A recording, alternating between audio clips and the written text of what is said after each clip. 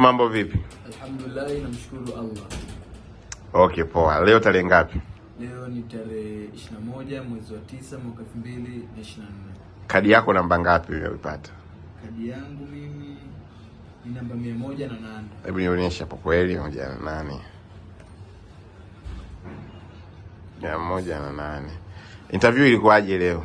Interview kwangu mimi ilikuwa simple kwa jinsi nilivyoendea, kwa muonekano wangu nilivyovaa, nimeulizwa maswali machache tu. Ilikuwa vizuri zaidi. Swali la kwanza uliulizwa nini? Swali la kwanza ni wapi dada yako anaishi? La pili? Swali la pili, je, unamjua mume wa dada yako? Swali la tatu? Swali la tatu, je, una familia?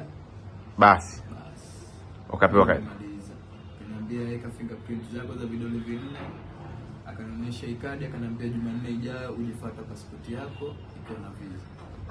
Hongera sana. Shukrani sana. Unawapa nasaha gani vijana wenzako kuhusu maisha? Nawapa nasaha vijana, tujitafute, tupambane, tuondoke. Kwa tu mnaona halisi vijana wanapotea kwa sababu mazingira ya kazi yanazidi kuwa ngumu. Tufanyeni tuondoke, tukaangalie maisha mbele. Basi poa. Shukrani sana.